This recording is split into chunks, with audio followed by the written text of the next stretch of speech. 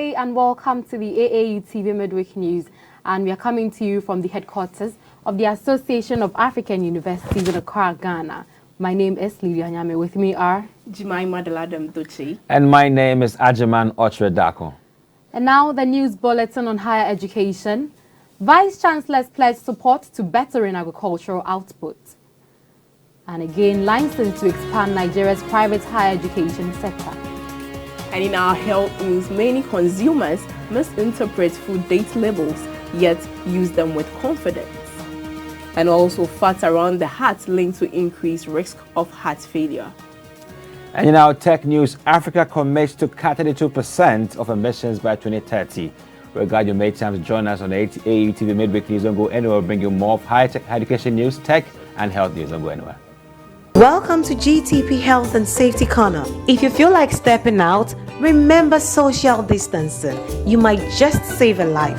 Rock at home, stay at home, stay safe. Wash your hands with soap under running water.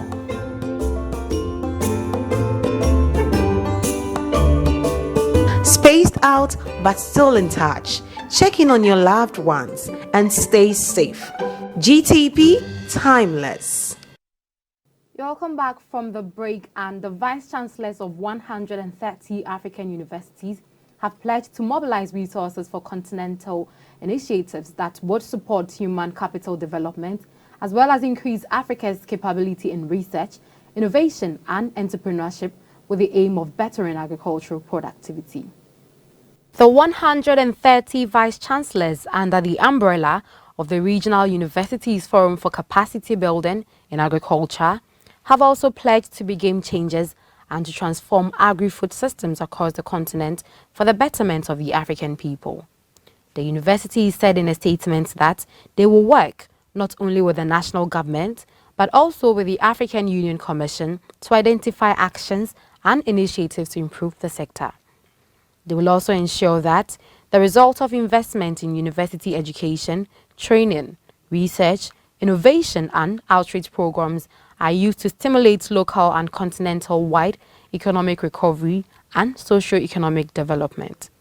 The Vice Chancellors will again ensure that funds mobilized for universities will be used to finance faculty and students working on priority food systems transformation areas. Well, there we have it, and this is an amazing story coming from Africa. But I want to find out, how can agric be made appealing to the youth? You know, the youth are now profit-driven, and once they have, you know, the profits, or let me say, once they have the energy, they can channel their energy and resources into something that will benefit them. But in making agriculture, you know, appealing to the youth, I think one thing to take note is how to make agric profitable. You know that we do our farm produce, and let's shift from it being, you know, we producing it to our families, and look at we producing in a large scale and giving it out to people and selling it out to people. You know, it brings in a lot of profit. It makes you know how profitable agriculture can be. And also I'll talk about, you know, the shifts. We shifting from our old way of farming. Technology is evolving. Things are coming in. The use of hoes and cattlers should be a thing of the past. I think right now we should, you know, bring in more technology to help in easy access or in easy processing of our agriculture farms and all that. I think it's also going to help the youth to venture into agriculture, because this day and age, I don't think, even though there are youth who can do that, but, you know, hoeing and, you know, using the hoe and using the cutlass for a long period of time under this scorching sun. I mean, I think these days people are evolving. People have started using technological things. So exactly. And I also talk about government incentives. I think there are a lot of youth I know that would want to venture into agriculture, but the support from governments, individuals, is not there. So they find it very difficult to even get a capital to start, you know, this agriculture. That's true. And lastly, I would say we should, take agriculture to our social media. Right now, the youth are so, based on social media. Yeah. And I think it's going to help the agri sector.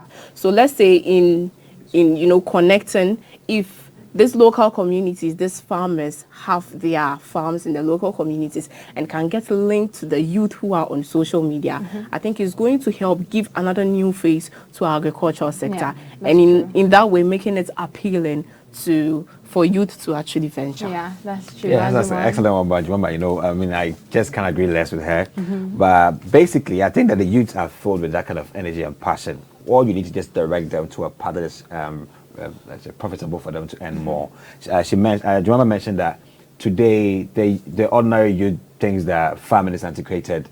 They will think that farming is unprofitable, but it is the other way around. Exactly. We have to package it very well. Yeah. So I agree with her. The only way to make farming attractive or appealing to the youth is to find ways and means to give them what they need. Now, the ordinary person needs some support financially, some soft loans to start something, even to the knowledge how to lease a land, because you can't buy a land outrightly. How to lease a land. Some lands are leased very cheaply, but we don't know and where. So if you want to really make it appealing to the youth, educate them about how to get soft loans to acquire lands on lease, and then what crops to grow. I mean, the Ministry of Agriculture in Ghana in 2019, government brought out these crops, I think perennial and biennial crops that you can buy at a very cheap rate and then start growing. They were available at the Ministry of Agriculture, but people didn't know about it. So I think that educate the public, that you can get into these things, and then you can make more money than you think you will make. And finally, we should have some programs. We have the private sector engaging in these programs. I'll refer to the Cosmos Innovation Center by Cosmos Energy.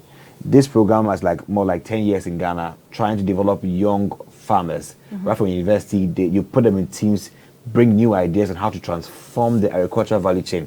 There are so many things you can do in the agri value chain. The only thing you can just go and start on the farm and then you start weeding and planting. No, there are lots of aspects of farming that we can engage in, but we don't know. We should be educated on how we can also tap into the value chain and make money as young people. Okay. A statement made by the Executive Secretary of Reform, Professor Ikwamu Adipala, says the youth needed early exposure to agriculture so they could see opportunities in it early.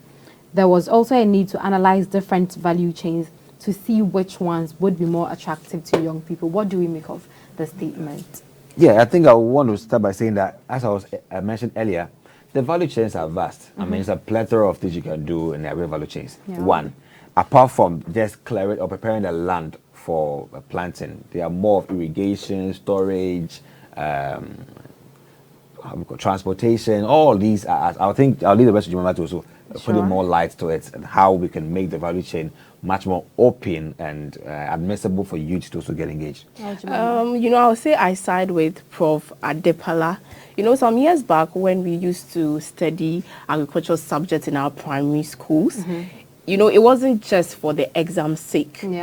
Our agricultural teachers go a step further in sometimes helping us get a small garden where we bring some soil, we plant something small. But with all that, I didn't get that experience. Really? Okay, I got mine. I never got that experience. Yeah, but with all the efforts that they put in, it still wasn't as appealing to other professions, I would say, like the doctor, the pilot, and others. And the agricultural chain here is looking at ways we can move agricultural products from the farm. And with this, I'll talk about delivering service. Let's say I have an app. That is called My Farm.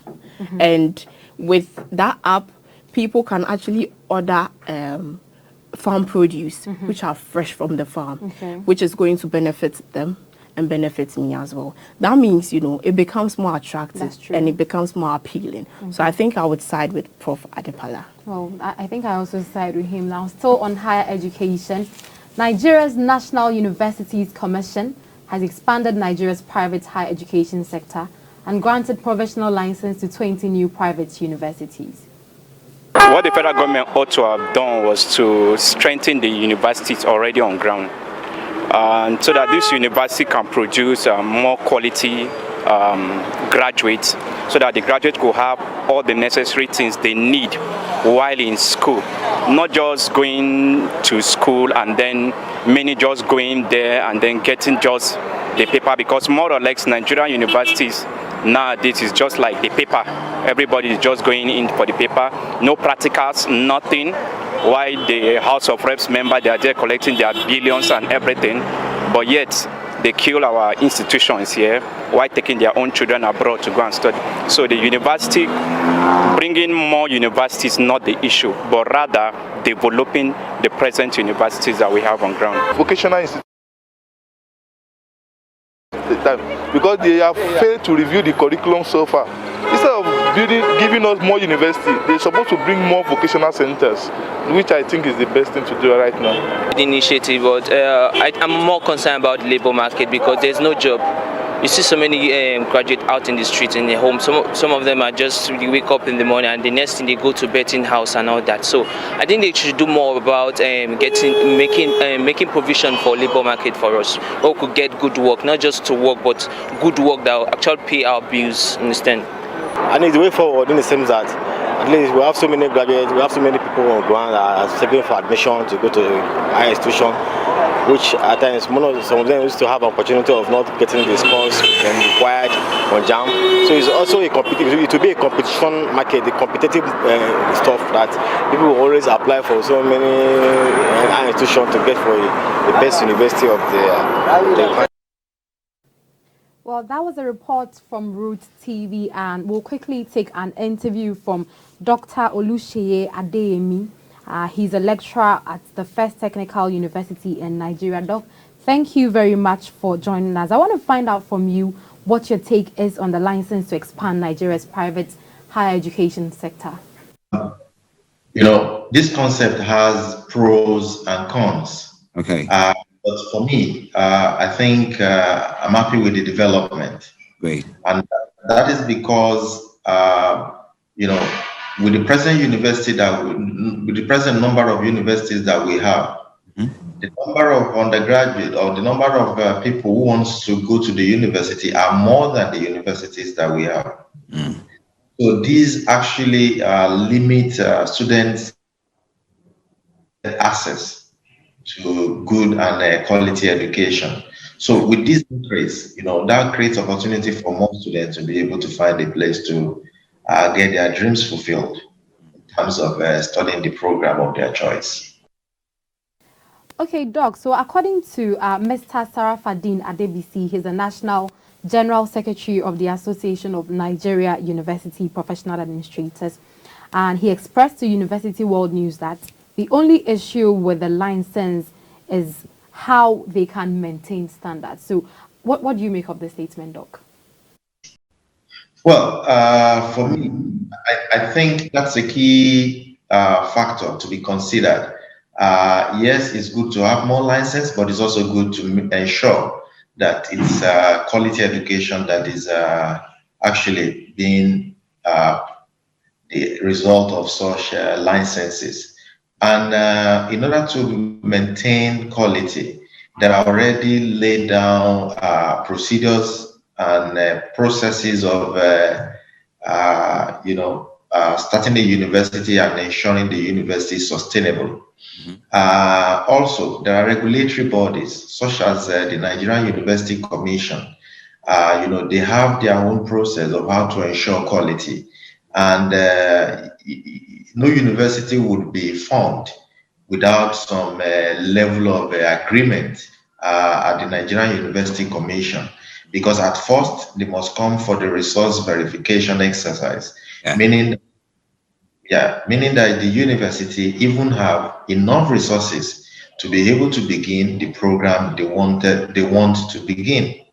And after some years, after the commencement of the program, they'll still come back again to ensure that, they are doing in accordance to all that was stipulated during the results verification exercise, meaning that they will come for accreditation processes after some years before the university actually graduates as students. And if they come for this accreditation and they find out that perhaps the students are lacking or deficient in one area or the other, or they find out that the kind of education or the training they go through is not rigorous enough or not systematic enough, they wouldn't give such universities accreditation. And it's important to note that even universities that have been given accreditation to run programs, they also go through, from time to time, they go through series of quality audits. Exactly.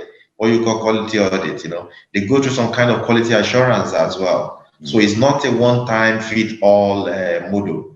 It's a kind of module that, after some few years, NUC deploys staff to come back and check, are things being done properly? Because everything still go back to the Nigerian society and even at large. Well, thank you very much, Doc. We all heard what people said in the first interviews, and we just also heard what Dr. Adeyemi also has to say about new universities being given license to operate. But what is our overall take? You see, I would say I think there should be more vocational centers for our youth, the youth of Nigeria, to actually help them grow their skills and also keep them with the labor market. And I would also say that there should be provision made for the students in order to equip them for the labor market. Last week in our discussion, we saw that in our universities, we don't actually get the skills, what we need to actually venture into the labor market. So I also think that should also be looked at in order to prepare the youth of Nigeria for the labor market. Sure, that's great, Agyemang. I think those are wholesome concerns by people in Nigeria about instead of giving licenses to private universities, make them TVET institutions. Well, whatever TVET or not, these are private people who wish to also expand access to education in Nigeria. I think that the shared sentiment on making education much more practical is a global concern. Even in Africa, it's not a rising concern that if you are trying to present or trying to introduce any curricula, you should have ensure that it has some good part of practicality for the good of the graduate who is pursuing that program. So it's a good thing that we have all those universities granted the license according to the people. I mean, even though it's expensive to afford private education in Nigeria or anywhere in the world, it is still opening room for people to also go to school and also acquire a degree for life. So if we weigh the cost-benefit analysis, we see that on one hand it's expensive, but on one hand it's access to education. I mean, what isn't? Everything that has got advantages also comes with disadvantages. Exactly. So I think it's a good thing that universities have been given license to operate. This means a lot of people can enroll. Now, health news is up next. So in our health news, misunderstanding food date labeling is common and educational communications are needed to improve consumer understanding, according to a new study. Misunderstanding food date labeling is common and educational communications are needed to improve consumer understanding, according to a new study in the Journal of Nutrition, Education and Behavior. Food date labels can play an important role in helping consumers make informed decisions about food and ultimately prevent unsafe consumption and waste of food. Researchers surveyed 2,607 adults in the United States to assess consumer understanding of the streamlined two-date labeling system and explore the relative effectiveness of educational messages in increasing understanding. The study showed that an overwhelming majority of consumers say that they use food date labels to make decisions about food and say they know what the labels mean. Other consumers misinterpreted the labels and continued to misunderstand even after reading educational messaging that explained the label's meaning. Do you buy marinated meats? I buy like marinated fish. Do you consider it fresh? Yes. I always think it's more fresh, so I feel like they prepare it in the store that day. See, I put my trust in companies that might not be fresh. It's not fresh. So, can you trust marinated meat? We hear from other insiders, including this Ontario grocery manager. He says there's a secret reason some stores are adding sauces and spices to meats.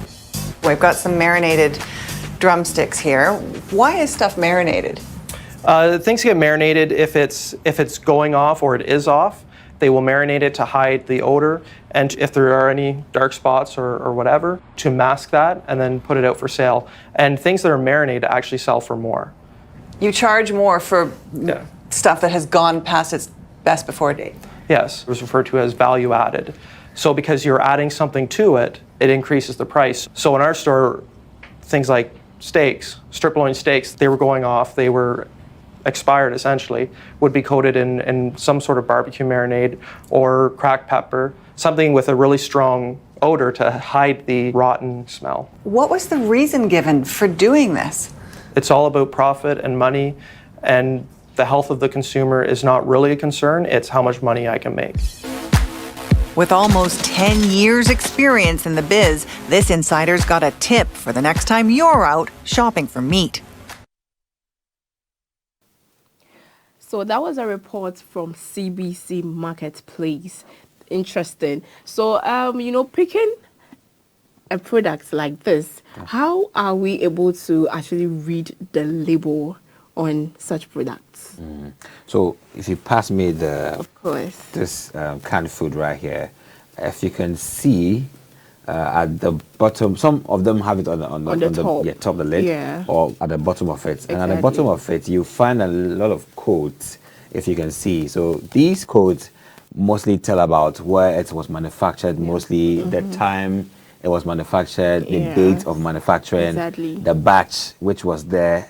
They have a code to the batch, just to identify, for you to know what happened during production time. But some of them have various names. In some part of the world, in the world, it is used by, or used by, or best before, or BB. Yes. Mostly in Ghana is BB, or you see EXP, expiring date. Some is full, some is just the abbreviation. So what do we have here? So over here we have Best Buy. Okay. Which perhaps connotes that Best Buy September 2025, this product perhaps may have reached its expiry moment. Which means if you have to consume it, you should take it before September. Okay. But there's an argument right here that if let's say it's 31st May 2021, and then I bought this on the 30th of May 2021 at 12 p.m. No, 12 a.m. Okay. Almost into 1 a.m. Yeah. On the 30th, which means I'm already into the first. Exactly. Is it safe to take a canned food at that moment with that date? That date. Will you take it? I think I should take it because I found a report, or let me say quite some information from the Canadian Society Intestinal Research. They did a small research on the expiry dates and best before of products. And it says a product which has passed its expiry date may still be edible, but no quality is guaranteed. The expiry date only reduces the efficacy of the product, which is why sometimes people take products that has expired, but they still don't get any nutrients, any side effects. Any side effects, let me put it like that. Yeah. So for that, there's no nutrient, or let me say quality guaranteed, and then there's the efficacy also reduces. So for some products, that's what happens, but for others, it says you could get harm by taking it. Okay, so that leads me to my second question. You know, some people say when you buy a product and then it is expired, let's say we are in May, the thing is the product is supposed to expire in May, you still have additional 3 months to that you can use the products, and after that 3 months after the expiring date, you can't use it again. For me, I think those people should come and prove to us where they got that information. I wonder where on the product they said additional plus. I mean, you are the one who's just patronizing the whole issue with that response. But you made a comment that you can take the food products even though it has reached expiry date. But you would, I mean, There's there no was quality a disclaimer. That disclaimer is very No important. quality assured. The manufacturer is telling you that I cannot assure you any benefits, even when you take it at that time. So when you take it and something happens to you, who do you blame? Yourself. Yeah, in talks with the FDA in Ghana yesterday, I realized that the 3 months grace period thing is meant for some drugs. It's just drugs alone. Oh, okay. Yeah, so not to food substance. But let's be guided by your conscience. Work with the best before date. I think that will be the best. Personally, I even think you should take it like few months even before the best before dates, because you see in the video what we saw, people were changing the dates Some of manufacturers exactly. are. So imagine you buy a product that says it's going to expire in the next week. For all you know, it has been changed for some time now. So I personally think it is always best to take the food probably 3 months before, because you never know. And this same report I saw from the Canadian Society Intestinal Research, it says manufacturers are given the opportunity to submit the dates that they believe their products can expire. It basically depends on the ingredients that's in it. Okay. To what level are we sure that what they've submitted is right? So I think it's always best you take a month before the expiry date actually. I wouldn't take that risk. I wouldn't take that risk to take either. a product that I know has according to the best before date. I will not do that. I will just return it. Exactly. Then we have it right there. So moving on, study shows that the risk in fat doubles in women and goes up by 50% in men.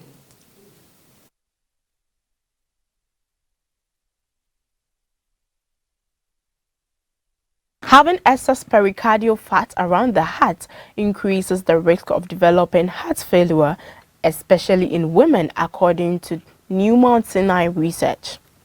Women with high amounts of pericardial fat are twice as likely to develop heart failure, whilst men are 50% more likely, according to the study.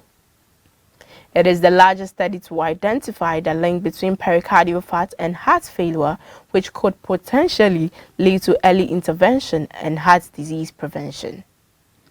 For nearly 2 decades, we have known that obesity, based on simple measurements of height and weight, can double one's risk of heart failure. But now, we have gone a step further by using imaging technology to show that excess pericardial fat, perhaps due to its location close to the heart muscle, further argues the risk of its potentially fatal condition, heart failure. This work provides us with an important tool to stratify patients into high and lower risk of heart failure, which can possibly lead to early intervention and heart failure prevention to ultimately save people's life. So that was a very revealing fact, but my question is, what are some of these pericardial facts? Yeah, basically, pericardial fats are fats that actually form around your heart. And if you can have fats forming around your heart, that means that you are really someone who really patronizes so much junk and fatty food. So how can I even describe it? There are so many foods out there that are high in cholesterol, high in fat, high fat diets. And after consuming this food for some time, and even the habits, there are some other very distressing habits like smoking, drinking of alcohol, and even poor sedentary habits. You don't rest well, you don't exercise, and this fat can really accumulate around your heart. You saw in the video that it can even accumulate somewhere in your veins, which can cause the sclerosis. That means that the fat has actually amassed in your let's say ventricles, blocking blood from flowing properly to your heart. So the heart needs that capacity of blood. That's why the tube is as big as it is. But when the fat forms with all over it, it means that you are actually teasing your heart, or let's say depriving it of the blood it needs. What will happen? You actually have to go down through a heart attack. But that would push me to my second question. So are these pericardial fats avoidable? And if they are, how do we avoid them? I mean, I think it's avoidable, and how to avoid it is right before our nose, but we just ignore it. Yeah. I mean, I'll talk about staying physically active, basically exercising regularly, because doing that helps you burn a lot of calories. And if you should do that every single day, just imagine the number of calories you have to burn. Exactly. Because it is very hard to find someone who exercises regularly obese. People who are very active physically are never obese, unless, of course, after spending all those hours or minutes on exercise, you tend to eat food that is not healthy, which takes me to my second point. If you want to reduce pericardial or avoid pericardial fat, then you would have to make it a habit to not just eat any kind of food, but you eat a food that is healthy for the heart. You know, I saw a picture online. I saw a picture actually. It was a program. They went for a K-Fit program at Agyemang, a church program. And after this long walk up the hills of Agyemang, they came back, and then the fufu that was waiting for them with the meats, high-fat diets. And I was like, who are we eating here? Exactly. You see, you are just adding more on. You just burn some fat, and then you think that you can just consume again. What have you done? You actually increase the pace. Sometimes we should be watchful of our diet. I think the meat is about diet. It's about the diet. Exercise is just a complementary act, but you watch your diet. You can eat more junk food and do more exercise, but it's like you're adding more and then putting more back.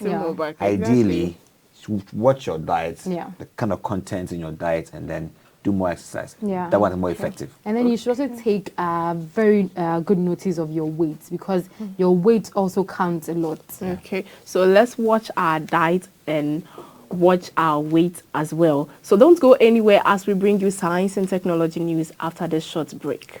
Welcome to GTP Health and Safety Corner. If you feel like stepping out, remember social distancing. You might just save a life. Rock at home, stay at home. Stay safe. Wash your hands with soap under running water.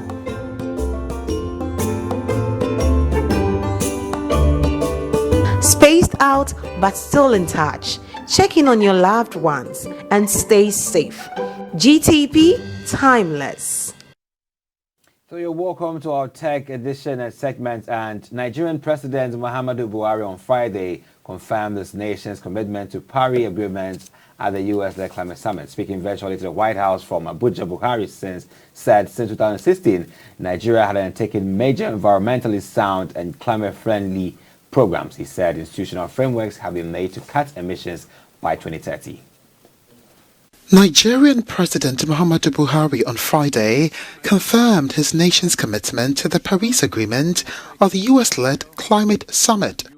Speaking virtually to the White House from Abuja, Buhari said since 2016, Nigeria had undertaken, quote, major environmentally sound and climate-friendly programs. Beyond ending gas flaring by 2030, the oil and gas sector has undertaken steps for diversification, risk management systems, insurance, hedging, research and development, and energy crisis planning. In our journey to the 2050 target, Kenya intends to complete its transition to renewable energy, and clean energy already accounts for about 90% of total electricity supply in Kenya, and we intend to increase this to 100% by the year 2030. South Africa's President Cyril Ramaphosa used his address to urge developed nations to assist developing countries to meet climate targets. We call on developed economies, which historically bear the greatest responsibility for emissions, to meet their responsibilities to developing economies. This will be vital to restoring the bonds of trust between developed and developing economies. Africa has committed to cut 32% of emissions by 2030. The continent is currently developing a strategy for greenhouse emissions to be presented to the United Nations. That's an informative one from African News, and I want to ask, so what exactly are we doing in Africa to ensure that Africa's emission rates can be reduced to the target 32% somewhere in 2030? You know, I believe African countries have made cautious efforts in shifting away from the use of appliances and systems that add up to greenhouse effect, that is carbon dioxide, which normally leads to climate change. Yeah. But so, for instance, you know, there is a pushing in the agenda of using the liquid petroleum gas and there's new fridges. But then, notwithstanding all these, I think there is still more room for improvement. And we see Kenya moving to their renewable energies, such as the solar power and the windmill system, just to be correct. Okay. Yeah, exactly. And Ghana also, and South Africa, and let me say in other countries too, they are pushing, or let me say they are banning the importation of old cars. So I think all these things are things that have been put in place to actually help in our climate change. Right. Okay, I'd also want to say that to get that, industries must reduce their dependency on fossil fuel. Sure. Yes. Exactly, because burning coal just to produce energy creates a lot of carbon dioxide emissions, and this contributes to irreversible climate change problems. Yeah. So I think if businesses will make a conscious effort to switch to sustainable energy, such as solar, such as the wind, to power what they do, it would help reduce the daily CO2 being released. Sure. And in turn, it would make this agenda a dream come true. I also think driving a low carbon dioxide vehicle in the continent would also help us a lot. Yeah. So I believe all your views, I mean, all in your sort of benefits. SDG Goal 13 talks about how we can combat climate change and its impact on the environment. So I believe Africa's effort to explore into much more sustainable, renewable, and less environmental or more environmentally friendly means of energy will help build or meet our target by 2030. Exactly. Well, that is where we end today's news, and in wrapping up, let's take a quick recap of our headlines. On higher education, Vice Chancellors pledge support to bettering agricultural output. And again, license to expand Nigeria's private higher education sector. And in our health news, many consumers misinterpret food date labels, yet use them with confidence. And also facts surrounding the heart linked to increased risk of heart failure. And in our tech news, Africa commits to cut 32% of emissions by 2030. Now, thank you very much for staying with AAU TV as we keep you informed. My name is Lydia Nyame. I am Jemima Deladem Dotsey. And my name is Agyemang Okyere. We're glad you made time with us on AAU TV Mid-Week News. Have a nice day. Be safe. Take care. Bye.